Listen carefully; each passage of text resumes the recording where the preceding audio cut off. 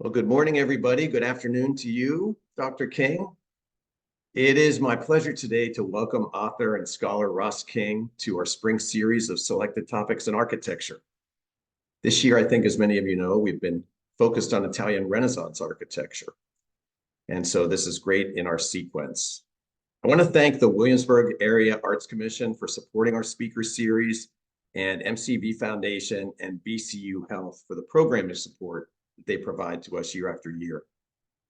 Well, we were fortunate last fall when the Muscarelle's Board of Trustees traveled to Italy to have Dr. King as one of our tour leaders. And I can tell you that great friendships were struck all around. I asked him there if he would join us for a discussion of his book, Brunelleschi's Dome. And to my great happiness, he agreed. And so here we are. Dr. King was born in Saskatchewan, Canada, and he grew up there. He received his undergraduate and master's degrees in English literature from the University of Regina in Saskatchewan, and his PhD from York University in Toronto.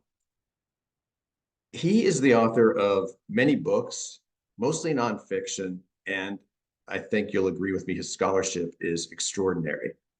His books include Michelangelo and the Pope's Ceiling from 2002, The Judgment of Paris, the Revolutionary Decade that Gave Us World Impressionism from 2006, Leonardo and the Last Supper from 2011, Mad Enchantment, Claude Monet and the Painting of the Water Lilies from 2016, and then, of course, his most recent book, The Shortest History of Italy, published just this year.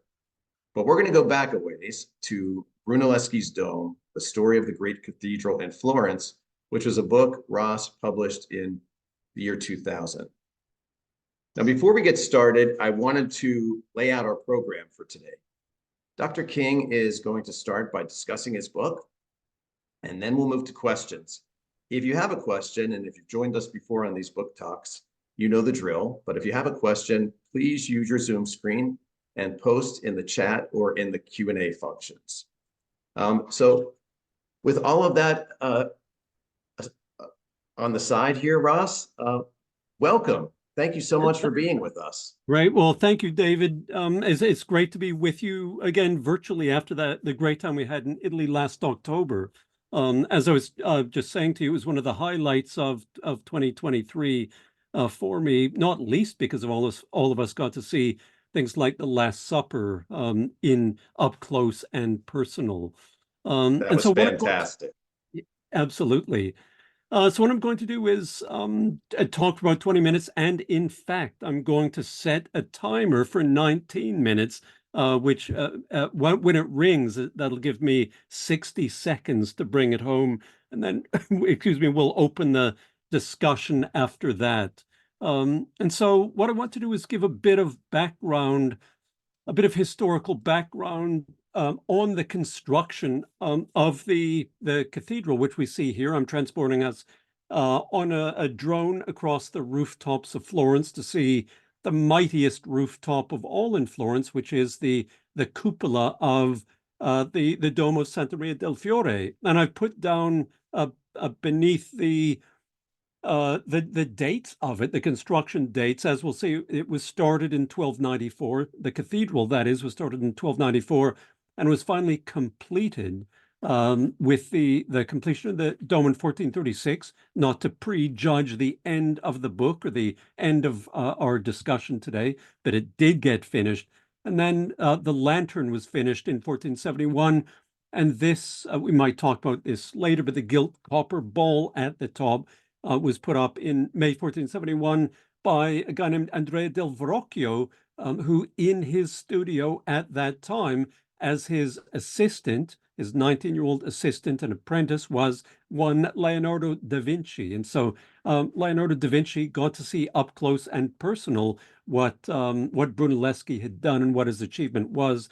And I think he himself, from that point on, no doubt wanted to become Brunelleschi, because, of course, this is a building that astounded contemporaries as much as it astounded us. One of the first people to witness the completed structure in Florence at that time was someone who became a kind of protege of Brunelleschi, and that is Leon Battista Alberti, who became an architect in his own right and also a writer on architecture and painter. And in some ways, you could say he was the person who explained the ways of Brunelleschi to man. He is the one who wrote up how Brunelleschi did perspective and also attempted to describe the way in which Brunelleschi had built the dome. But in his book, he described his book on painting. He describes the achievement of Brunelleschi, and he says, "Who could ever be so hard-hearted or so envious to fail to praise Pippo the architect," he was known as Pippo to his friends, "on seeing here such a large structure rising above the skies, enough to cover with its shadow all the people of Tuscany." So he is almost speaking literally when he talks like this. But then he had something that is, I think, for us peculiar. We might be used to the kind of hyperbole of it rising above the skies, etc. But he suddenly says something that's very literal and frank, and I think strikes us as strange, perhaps, and constructed without the aid of centering or great quantity of wood. Now, when we look at Brunelleschi's dome, I think we appreciate how it soars above the skies, how thousands of people can fit in its shadow, etc. But what we do not think of is how it was constructed without the aid of centering or great quantity of wood.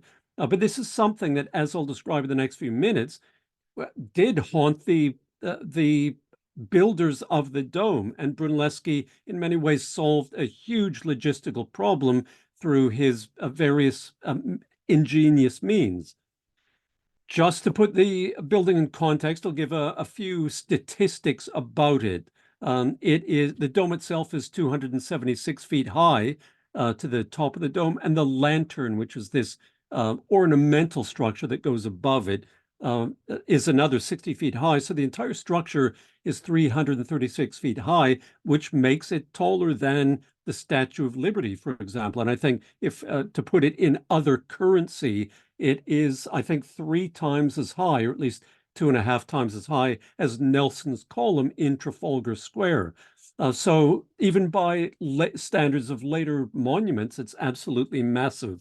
It's 143 feet 6 inches in span, and I'll talk about the significance of that in a couple of minutes. There were 500,000 bricks used in its construction, apparently, and Brunelleschi supposedly inspected each one of them, which I find a bit dubious, but I think it probably is the case that he visited the various kilns that were in operation creating them. Weighs 70 million pounds, apparently. But I think there are a couple of statistics. Most of those statistics are fairly meaningless to us. There are a couple of really interesting ones. It was built in just 16 years, which is unusual for a building of that magnitude. And Brunelleschi wanted it finished within his own lifetime. And so part of his mission was to make sure it was completed while he was still alive, and it therefore would become known as Brunelleschi's dome and not the dome of some co-architect. But one of the most remarkable statistics is this one, that there was only one fatality in those 16 years in which he was in charge of construction. And to put into context the significance of that safety record, you can see the tribunes here down in the lower right-hand corner of your screen. In July 1420, the month before Brunelleschi took over construction, 2 masons fell to their deaths from that much lower height. And so Brunelleschi did have a very good safety record, even probably by the standards of today. It's quite a good safety record to have that larger workforce for that long, and just to lose one workman who, it is suggested in the documents, probably had a bit too much wine at lunchtime and sadly plunged to his death. But the documents turn up all sorts of interesting characters who worked on the dome. One of my favorites was Piero Senza Paura, who we could translate as Fearless Peter, who obviously performed nimble feats at great altitude as the dome was going up under construction. Now, Just to give a bit of background on Florence and the city out of which this dome is going to rise in the 15th century. In 1294, when work on it began, Florence had a population of 100,000 people, which made it one of the largest cities on the Italian peninsula. It was larger than Rome at that time. Probably Milan was its only competition for a larger population, and in Italy, and then in Europe at that time, it's much larger than London and probably almost the size of Paris. So it is a large, important city and a very prosperous city at this time. But of course, what happens over the course of the next century or so is a massive depopulation, because in the 1420s, when work was commencing on the dome, proceeding on the dome, it had been whittled down to 40,000 people, largely because of things such as the Black Death. We know that the Black Death came 1347 to 49 and swept across Europe and killed perhaps 50% of the people. But what maybe we don't think about quite so often is that it wasn't just that one outbreak. It would return every 10 or 12 years and kill perhaps 5, 10, maybe 20% of the population. And so it's interesting to reflect that the Florentines began something when they had, as a document at the time described, a very powerful population. And when the time came then to execute the most difficult part of it, i.e. the dome, the population had dwindled and had become less than half of what it was. And so what was already a daunting feat in the early 1300s became an even more formidable one by the time Brunelleschi and his contemporaries come onto the stage. So if starting a cathedral in the late 1290s seems a bit late, because of course many cathedrals date back much farther than that, you might have the question, why did the Florentines start so late and what predated it? And the answer is this structure. This is a view of it, a reconstructed view of it based on archaeological evidence. It's a very small cathedral. It was probably built in about the 8th century, so it had great antiquity, but was very small. It was built for a city that was much smaller than the Florence of the 1290s, and so it really wasn't fit for purpose. And there's a chronicler in Florence named Giovanni Villani who, writing in about 1300s, describes Santa Reparata, which is the name of this cathedral. He describes it as being very coarse in shape and small for such a city. In other words, the Florentines are such a city that they need something much larger and grander. Only the best is going to be worthy of this very affluent, powerful city, the city that is a banking center and a manufacturing center, in particular for wool, and then increasingly as the 1300s wear on for silk.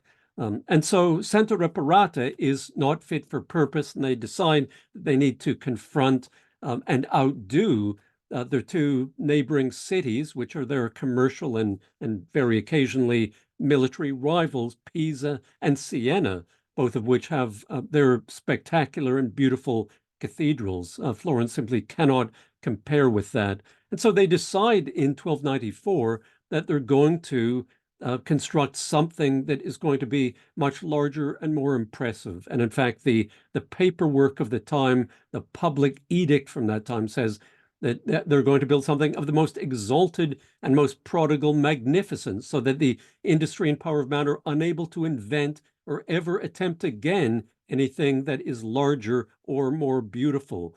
And if pride goeth before a fall, this surely seems to beckon towards that kind of a fall, because they really seem to be tempting fate, that they want to build something that is going to put in the shade everything that has been done in the past and everything anyone might attempt to do in the future.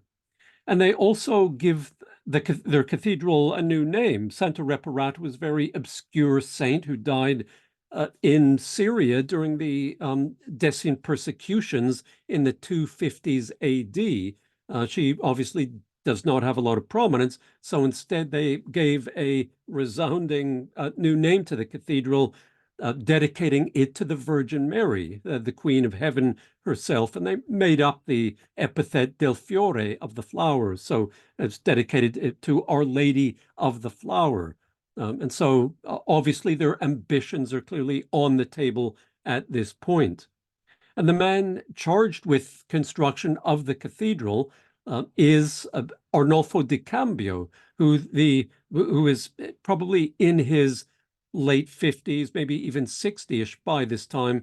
And he's described in the documents, which are boasting about how Arnolfo has agreed to do this.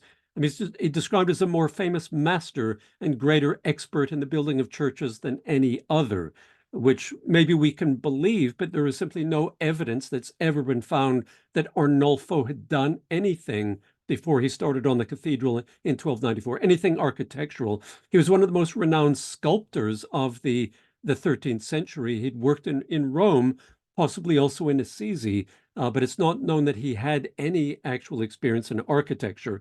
But he sets up with his grand and ambitious plan. You can see the supersizing of the plan. Here's in pink is little Santa Reparata, and it's going to be literally engulfed by this gigantic cathedral that Arnolfo begins construction on in the 1290s. Sadly, he died in about 1300 or so, or at some point between 1300 and 1310.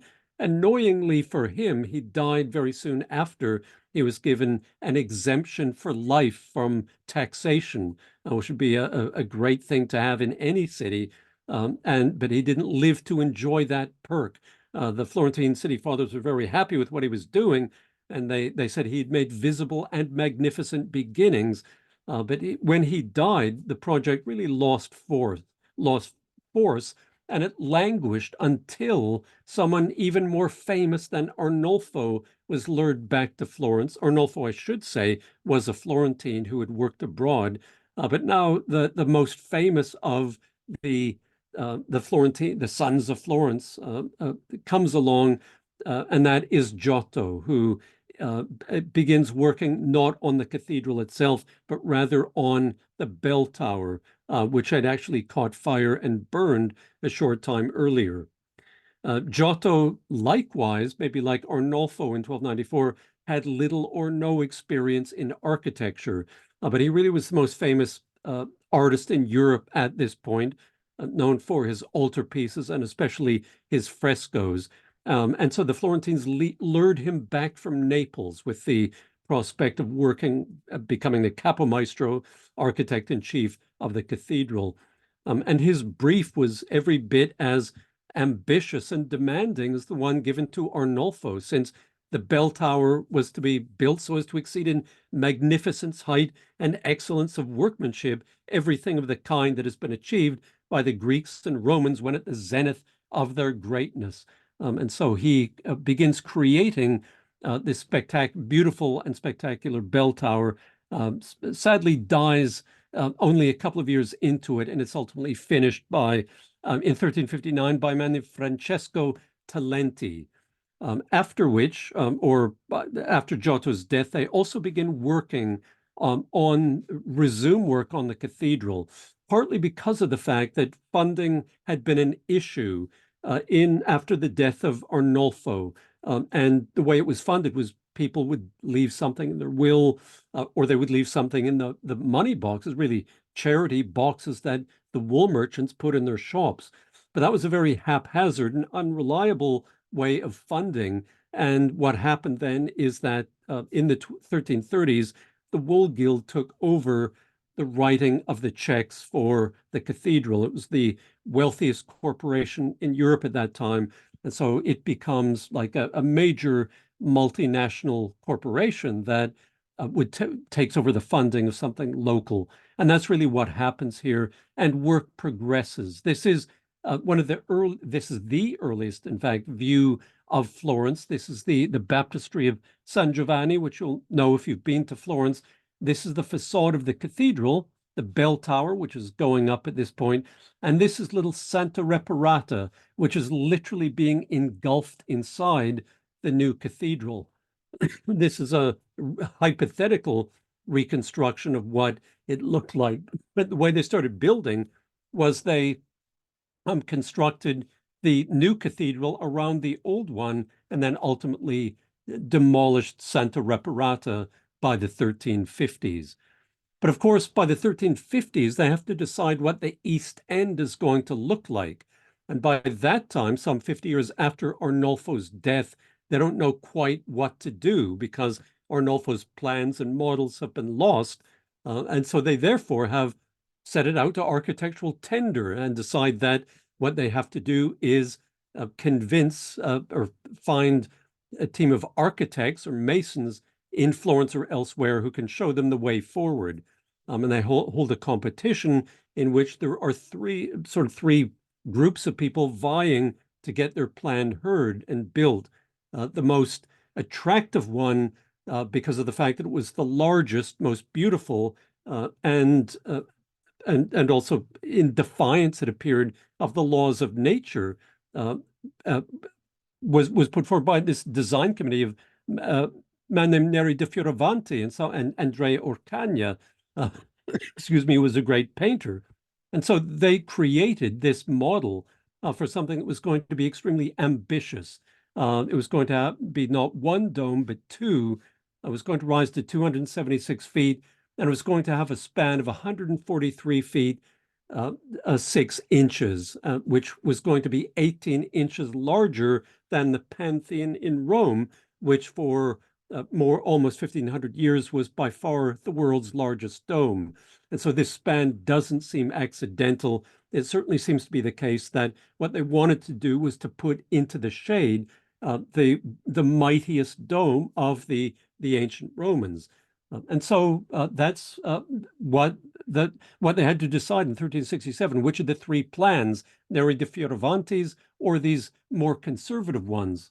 And so my 19 minutes have elapsed. I've got 1 minute to take you up to Brunelleschi, because he now is going to have to, of course, step onto the proscenium of history. And his father goes, when they have a referendum in 1367, and one of the people who goes and looks at these three models and votes in favor of the most ambitious one is Sir Brunellesco Brunelleschi, who is a notary in Florence and whose son is born a decade later. But I think we probably have to imagine that at the Brunelleschi dinner table in the course of the 1380s and 90s, there was a lot of discussion of this magnificent plan of what was going to, what the people of Florence were going to do when the time came some 10, 20, 30 years hence. And so obviously there were enormous challenges to this ambitious design of Neri di Fioravanti and his colleagues. There was this tremendous span, the great height. The vaulting is much higher than any of the Gothic cathedrals in France. It also is going to be 8-sided, so it was an octagon rather than a hemispherical dome, which is what the Pantheon is, and that leads to structural difficulties. Crucially, there was no external buttressing. That was one thing that was specified in the brief, that there couldn't be the sort of flying buttresses that you see in French cathedrals, because the Italians, the Florentines, regarded that as an awkward and ugly makeshift. And what they wanted instead was something that, like the Pantheon, seemed to rise heavenward without any visible means of support. And then the last thing was this idea of the supporting armature. How do you support the dome as it is being constructed? What sort of wooden construction do you have inside it in order to make it self-supporting as it's being constructed? And that's really what happens when Brunelleschi steps onto the stage of history, because in the summer of 1418, there was this competition that is announced. The city fathers of Florence, the wardens of the cathedral, are really saying, send us any ideas you have, answers on a postcard, please. If you can give us any information, as they say, about the armature, scaffold, or any other thing, any lifting devices, etc. All of this smacks of a kind of desperation. And anyone who comes up with a plan gets 200 gold florins, which was a huge amount of money, roughly a 2 years' salary of a teacher, for example, or a very, very hardworking master mason. So lots of money on the table and a desperate appeal from the city fathers in Florence. And that's, of course, where Brunelleschi is going to step onto the stage and as the master of perspective, an ingenious man, remarkable for skill and fame, as his reputation is at that point. And he's the one who is going to try to solve the logistical problems of the construction of the dome, some of which we can now perhaps talk about with David, and I'll take your questions on it as well. Thank you, Ross. I'm going to come out of this, but I can come back to any of these images. And I also do have a few others that, if necessary, if the topic comes up, I can show them also. Great. And I'll just remind everybody, if you would like to pose a question, just post it in the chat or in the Q&A function. So let's just get to this dome decision. The decision in 1367 to erect the cathedral with a dome without the traditional Gothic buttressing, I just want to say has been noted by some scholars as perhaps marking the first step into the Italian Renaissance, sort of a bold collective decision, maybe even serving as a launch point. You told us about why they did it, but what's maybe a little bit more of a question is how is Brunelleschi? You know, he spent a bunch of time in Rome. He's studying and measuring and clearly has been to the Pantheon many times. There are many people crowding, so he's never waiting in line. There's hardly anybody in Rome during the time he's there. But why is he considered to be, when he returns to Florence, an expert skilled enough to perhaps be the constructor of this dome? Well, and that's an interesting question, and one to which there isn't, based on the kind of knowledge we have of his life and times, something that we don't have the answer for. When we talk about him having gone to Rome and looked at the Pantheon, it seems inconceivable that he didn't. And in fact, the later biographies written of him within a century or so of his death do claim that he went to Rome and measured the ruins.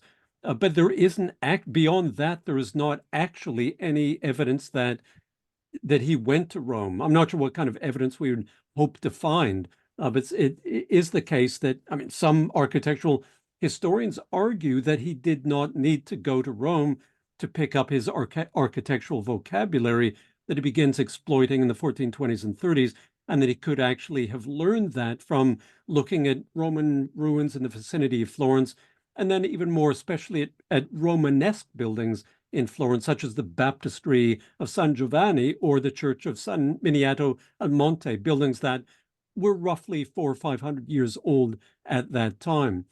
But one of the fascinating things about Brunelleschi is that he seems to have what we might call his missing years.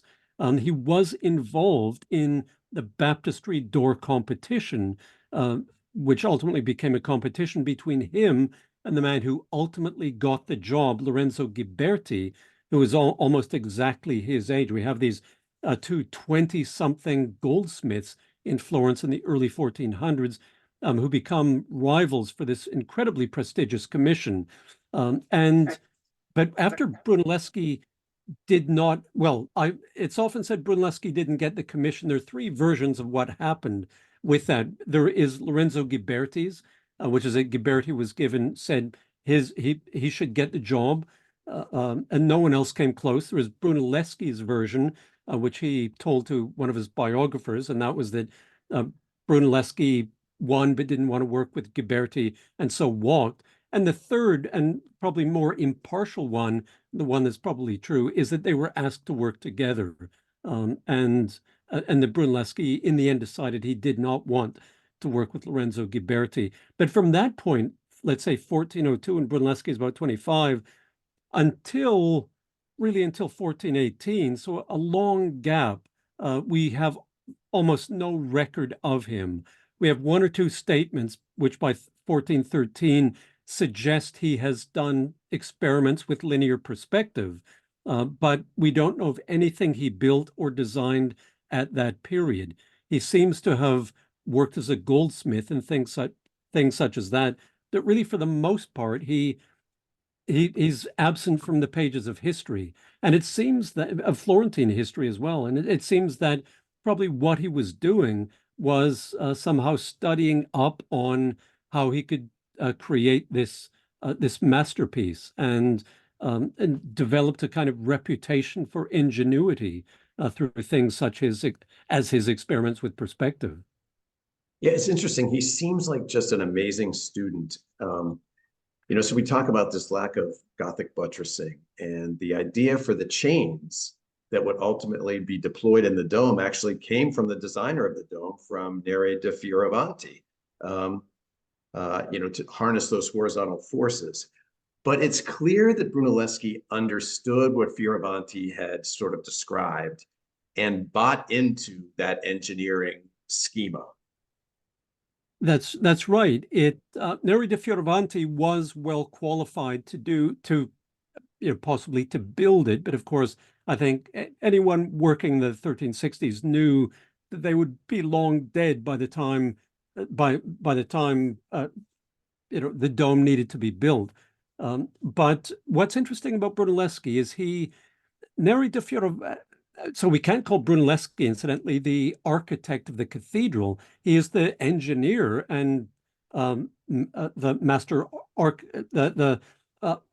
chief engineer who brings it into being. The architect of it, the man who designed and planned it, was Neri da Fioravanti. But Neri sort of breathed life into the dreams that the Florentines had. In the 1290s, they dreamt this really impossible dream of something so majestic. Neri put it onto paper, essentially, for them and conveyed to them imaginatively what they wanted to see. And then Brunelleschi is the one who figures out how Neri's dream and the dream of the people of Florence can be realized. And so it's this process of staging whereby Brunelleschi ultimately becomes the man who breathes life into this project. And he was very limited in what he could do and what he couldn't do because of the terms. He had to swear on a Bible on each New Year's Day that he would build it exactly as described in the model. No deviation was going to be permitted. And so he had to build it. It had to be a double dome, for example. He had to have the inner and the outer shells of it. And he couldn't use any sort of external buttressing. So it was a very difficult architectural brief that he was given. But I think there's no doubt that by the time 1418 arrived, Brunelleschi knew exactly the way he was going to do it, or at least had theories that he could test out of engineering this magnificent dream of Neri da Fioravanti and the people of Florence. You talk, and that's great. You talk a lot in the book about this sort of acquiring of the physical resources to build the building. It seemed like there was nowhere that it was clear that Neri da Fioravanti had determined that it could be built without internal scaffolding and support.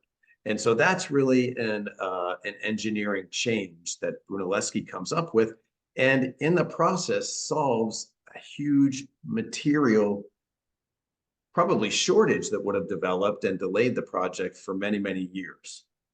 That's right. The whole question of the wooden support network was, as I said, something that kept awake the wardens of the cathedral because it seemed impossible. On the one hand, they wanted something that was absolutely enormous, but the question was going to be, how could it be supported as it was constructed without any kind of buttressing?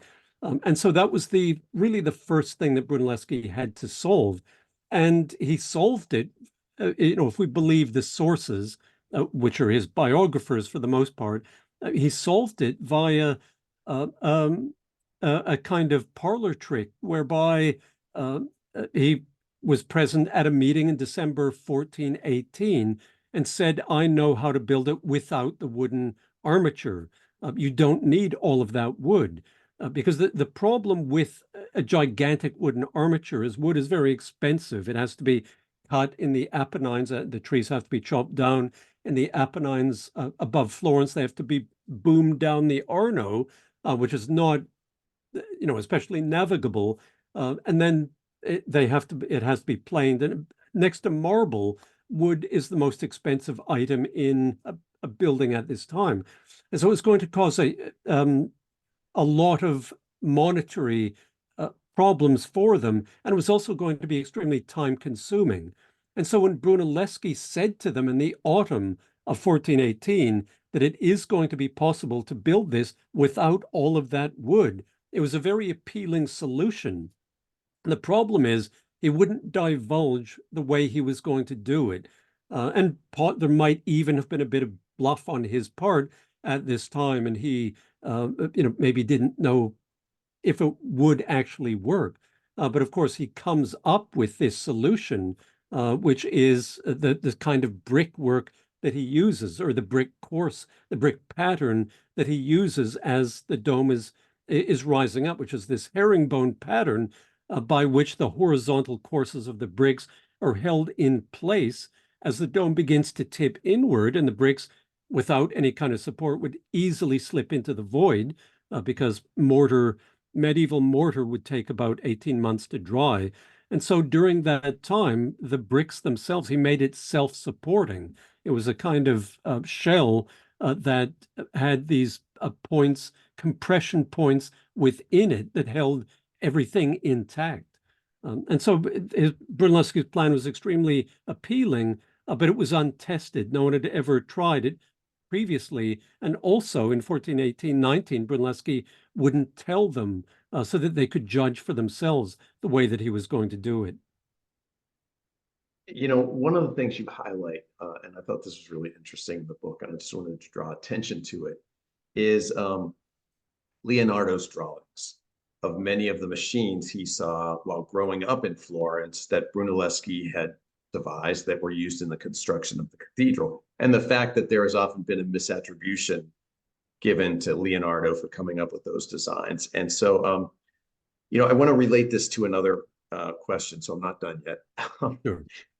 You cite so many interesting details, and when you think about the planning and construction of a building, there's a lot of logistics attached to it. And even in a building today, we're consumed by making sure the right materials arrive on the site at the right time. So when you're talking about those baking of bricks and when they're going to be needed, and they have to cure for 12 to 18 months, there's lead times that have to be considered in all of this.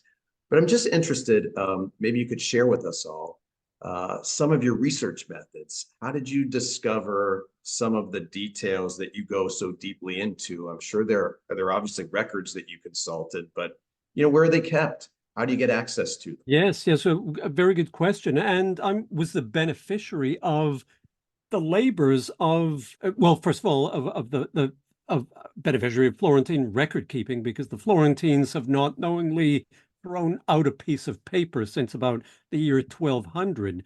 And so the archives brim with all sorts of documentation, which is one of the reasons why Florence, it can be studied so intensively, because there are such good records about the politics in the city, the prices at various times, etc. It's really a dream for historians to have access to the kind of state archive that there is in Florence with all of that information. But I was really the beneficiary not just of that then, but of the mud angels who, after the flood in Florence in the late 1960s, helped rescue a lot, because some of you might know how the Arno flooded. And as you walk around the streets of Florence, you can see the height to which the Arno rose at that time, and which is over all of our heads. It was a dreadful flood. And obviously the archives were flooded, and a lot of material was rescued by, in many cases, American students who were studying in Florence at that time, who worked on, I met a couple of them over the years, who worked sort of taking the pages apart, drawing them, or else laterally looking at them with infrared light and things like that to be able to read them. And then ultimately, what was probably most valuable to me was the work that was done in the 1980s by 1970s and 80s by two scholars, one English, one American. The English was an engineer, Roland Mainstone, and the American was Howard Solomon, who was at Carnegie Mellon, and they together collaborated on a gigantic monograph on Brunelleschi, in which they had published a kind of updated version of a late 19th century publication of the documents to do with the dome. And so I did have, and many of these now have become publicly available. You can see them. I was working without being able to use the internet for that kind of research because it was 25 years ago, incredible as it seems to me, that I was working on it in the late 1990s. And so that material was not available online, but much of it is today. And so thanks largely to a project led by Margaret Peggy Haynes in Florence, who has made so much of this available. And so, yes, I mean, what I had to do was reconstruct, sort of go piece, minute by minute, day by day, month by month through the construction, and to look at the logistical problems that Brunelleschi had as he began working on the dome. And one of the interesting things about his way of working is that he had everything planned, I suppose, according to what today we would call a supply chain, because he only began working on things when the time was nigh for it to be necessary. And some of the drawings that you referred to, done by Leonardo da Vinci, of the ox hoist that Brunelleschi designed, and you would have thought he designed it well in advance of beginning work on the cathedral, but in fact he worked on it and had it completed just before he had to begin using it. It's this 3-speed hoist powered by oxen, which has a clutch mechanism, the first clutch mechanism in the history of mechanics. And Leonardo da Vinci, interestingly enough, was probably one of the few people in the 15th century who would have understood exactly how that worked. And as I say, I think it really fired his imagination. And Leonardo would talk later about how he wanted to create what he called a work of fame, by which he meant he wanted to create something like Brunelleschi's dome, a large public monument that would impress the world with the magnitude of his genius in the way that Brunelleschi did with the cupola. So I have, as you might imagine, Ross, about 1 million questions, but I think I have to share the question platform with some of our audience. So let me read a few of these questions to you. Here's one. In the hypothetical reconstruction of Santa Maria del Fiore that you showed us, engulfing Santa Reparata, could you talk a bit about how they deconstructed the previous structure without affecting the new one? Also, why did they choose to start constructing a new cathedral without breaking away from the old one? Was there anyone who was against the deconstruction of the previous cathedral? To answer the last question first, no, there doesn't seem, there wasn't a kind of Santa Reparata preservation committee or a Save Santa Reparata movement or something like that. I think everyone was agreed that this building was not fit for purpose, and they wanted this magnificent new cathedral. It does seem odd to us that they took apart or took apart Santa Reparata after the construction of the new cathedral, Santa Maria del Fiore. But what they wanted initially was to be able to have services continue, to have use of a cathedral. And so they really kept it intact, and the walls went up on the old one. And then ultimately, it's I guess the 1340s and 50s, they begin knocking down the ancient cathedral, and the new one comes into use. And it was being used in the 14 teens and 1420s when Brunelleschi started work on the dome. What they did was put a series of, I guess, what we call uh, um, hoardings, or a kind of wooden screen up in front of the east end of the cathedral, and then had the altar brought forward into what's now the nave. And if you've been in the cathedral, you know that the cathedral is gigantic, even without the dome on top. And so it was capacious enough for them to have services like that. And so the services continued even as presumably the ox hoist was in operation just a few yards away behind this wooden screen. Interesting.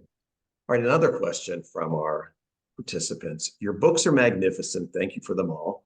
What were the factors in Florence that quote unquote created or quote unquote allowed such multifaceted geniuses like Brunelleschi to emerge? Very good question. And I think if anyone had the answer to that, they would try to recreate it in their own city. But it wasn't just the waters of the Arno or something like that. They were all drinking something that gave them an increased IQ or greater creativity. But I think one of the things that has always struck me about Florence in the 1300s and 1400s is that it had the highest literacy rate in Europe by far. Its literacy rates are somewhat controversial among scholars because it's difficult in some ways to get a really accurate assessment. But the assessment's based on the people known to be going to school, and also the people who can register their vote, sign their name.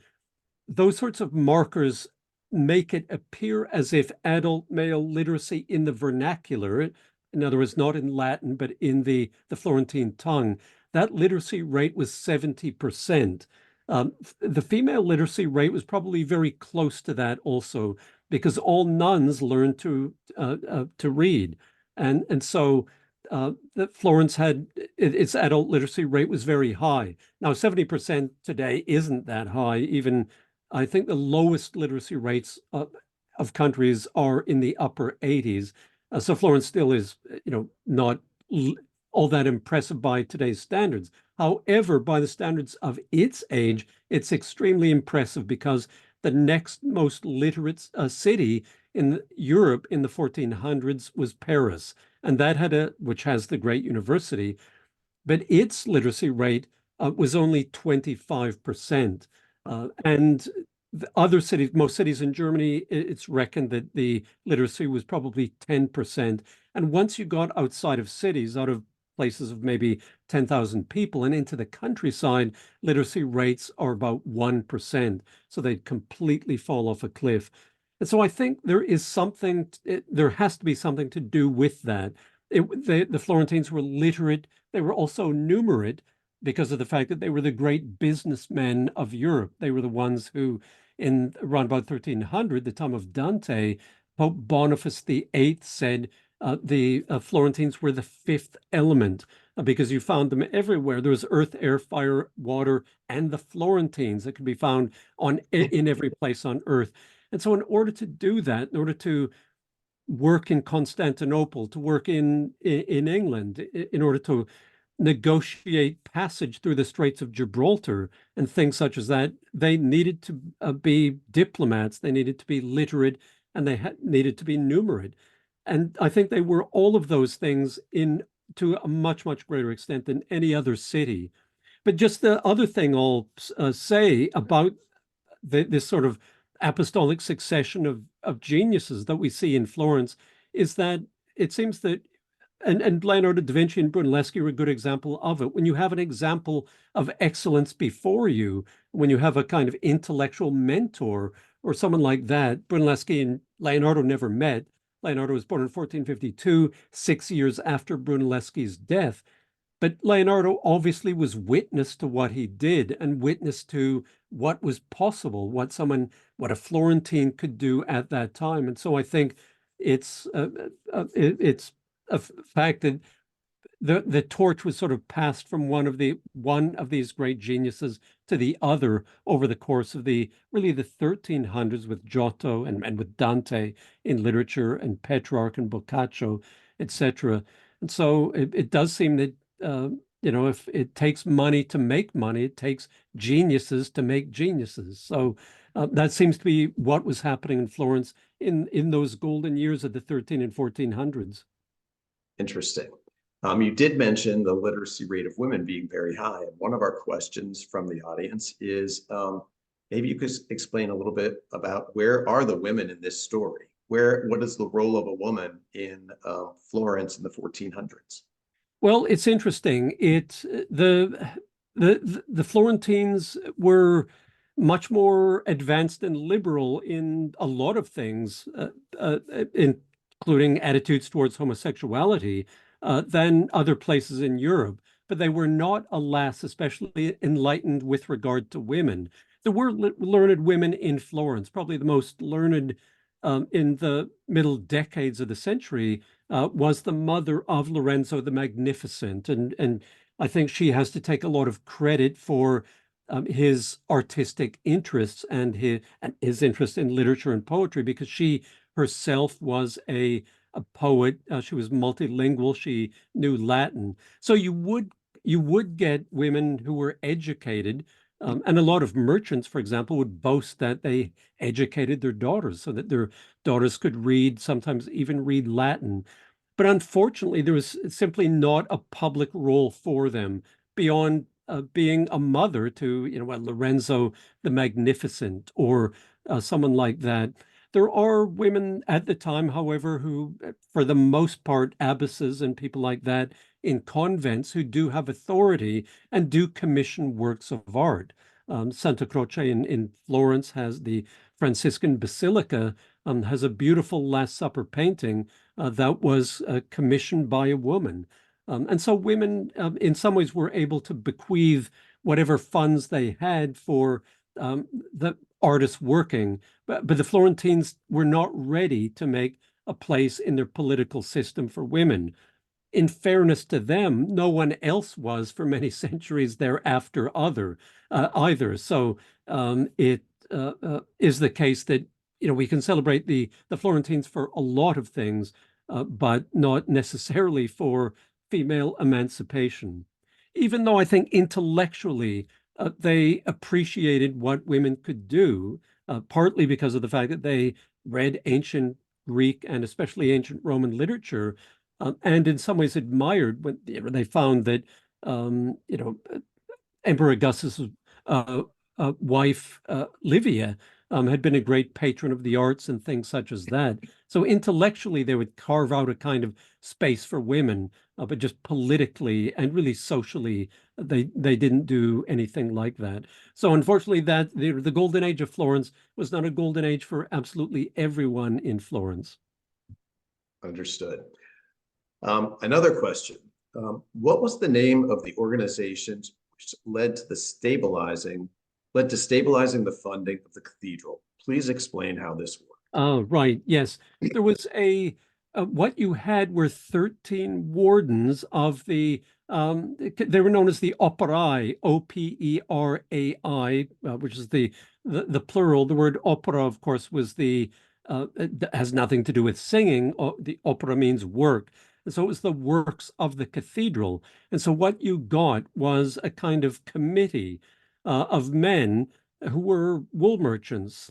So they were very wealthy individuals who were in charge of making the decisions to do with the cathedral. So they were the ones who could dismiss an architect if they didn't like the idea. They could put certain limits on him, and they certainly did put limitations on Brunelleschi and what he was able to do. They would say, we will let him proceed for the next year or two, and we'll take it from there. Because in building, they say in one of their documents, we always must see what works in practice. So it's interesting because they're very practical men who are cautious. They're very cautious because they're businessmen, and they do not want to squander the funds of the wool guild to which all of them belong, and they also do not want Florence to lose face in Europe with a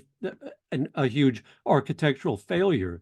So in a lot of ways, they're the unsung heroes. I mean, I do write about them, but they are because many of them, their names have not necessarily come down to us, but they're the ones who I think we have to credit with getting the having faith in Brunelleschi and saying yes to him in ultimately in 1419 when they said that he could do it. And so we get these businessmen slash bureaucrats who know nothing about architecture, nothing about structural engineering, but are very intelligent guys who've made their fortune selling wool, buying wool from the English and selling it to the Turks and things such as that. And so um, it's that committee which changes over the course of the 16 years, obviously. And so ultimately you get many people involved in it. One of the things that Brunelleschi became such a messianic figure towards the end of his life and in the decades afterwards that it was often said that he raised it. But I think we tend to forget that it was a work of many hands, not just the teams of masons who worked on the walls of the cathedral and the blacksmiths who sharpened their instruments and everything like that, but these 13 guys or these teams of 13 guys who made the decisions and I think probably scrutinized things late into the evening after a busy day of work in the factory, uh, inspecting Brunelleschi's work and seeing if things were going according to plan. One of Alberti's great patrons was Giovanni Rucellai, an important wool merchant from a wool merchant family in Florence. Is there any indication that there are links? There likely were, I guess, between Yes, that yes, and family's fortune and the cathedral. absolutely. And the other one that's linked is, and even more famous than the Rucellai, is the Medici, because Cosimo de' Medici's father, Giovanni de' Medici, was very involved in the 1420s with the construction of the cathedral. And he was one of the wealthiest people in Europe at that time. And once again, he was a banker who had been extremely successful. And so he sat on various government committees because, of course, there was the Florentine government was a republic. And so you had elected officials who were bankers and wool merchants and silk merchants and people like that. And so you had this coming together of industry and wealth and ingenuity and creativity. And I suppose going back to the previous question of why Florence, what made Florence exceptional, you could say that the wealth that was generated in Florence was a large factor in the success of what happened in the course of the 1400s, because it's no good being a genius if you're not given the opportunity to show your genius, to build the cathedral, to build the palazzo, or to write poetry or things like that. You needed a patron at that time. You needed someone who would allow you to do it. And the Florentine merchants seemed willing to take those risks despite their inherent conservatism. Because as one of them is, in fact, it's Giovanni Rucellai who says that when he hired Alberti and paid for Alberti to do a public work, which is to complete the facade of the Dominican Basilica of Santa Maria Novella, which today is right by Santa Maria Novella train station in Florence. When Giovanni Rucellai wrote the checks for that, he said he was doing it for a number of things. He said he was doing it for the greater glory of God, of course, because there was always a pious element to it, which I don't think we should discount and say that they were just issuing platitudes. They genuinely seem to believe that. He was doing it for the greater glory of the city of Florence. And there was this civic pride that the Florentines had. Once again, going back to the previous question, what makes Florence so great? Why does it happen in Florence? Partly it is the fact that they are proud Florentines and they want to adorn the city with beautiful monuments. And then finally, Rucellai says the other thing he's doing it for is for his family, the name of his family. And so there is this idea of family honor, and that the Rucellai family are going to become famous thanks to Leon Battista Alberti doing this facade, on the front of which if you look up at the facade of Santa Maria Novella, you can read that it was completed by Giovanni Rucellai, son of Paolo, in the year 1470. And so he records, rather like, I suppose, a corporation, branding a sports stadium or something like that, and having its logo on the sports stadium. Rucellai and the Medici as well, with so many of the things that they constructed, put their coats of arms and often their names onto these structures. And so it's a matter of civic pride and also family pride. Would you say as well that the fact that the Medicis had created this banking network across Europe with these branches that were in constant contact with sort of home office in Florence, is that also helping to make Florence the mercantile center that it becomes? It becomes a very cosmopolitan place. I mean, once again, getting back to that crucial question of why Florence, as someone asked, Florence is full of people who, both Florentines who have traveled elsewhere, who've traveled around the world and seen things, traveled around the known world at that time, and also people who've come to Florence on business or often to see the glories of Florence, because when there is the Council of Florence in 1439, which is a council between the Latin West and the Greek East, where the two the schism between the two is they're trying to heal it at that point. A lot of people come to that full of anticipation because they've heard about Florence, how beautiful it is, and they come to see it, almost rather like tourists today come to see these things in Florence.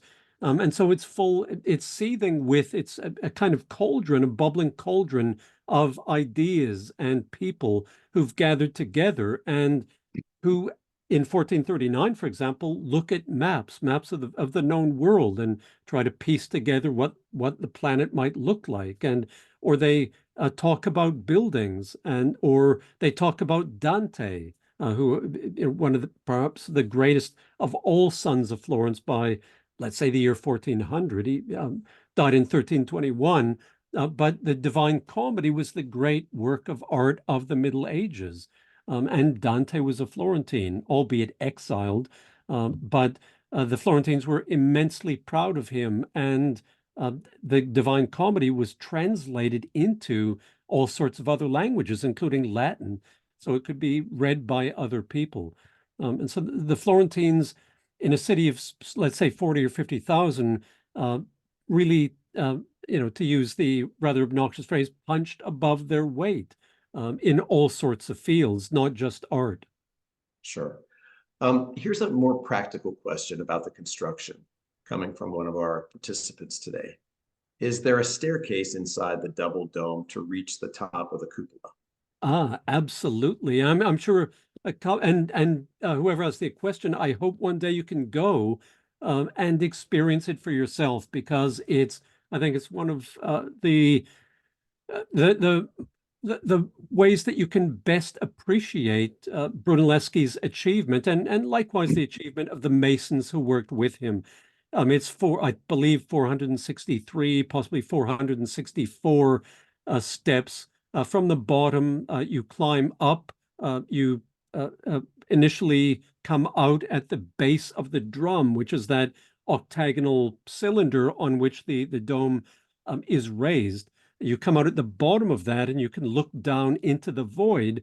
You then climb up through the drum, and ultimately you can go all the way to the top. I don't know if you saw, but in some of the images, or I'm not sure if you could appreciate on your screens, but on some of those images of the dome, and any you look at online, you can see people standing at the top, which gives you a great image of the scale of it, because you see these little ants standing at the top of the dome, at the base of the lantern.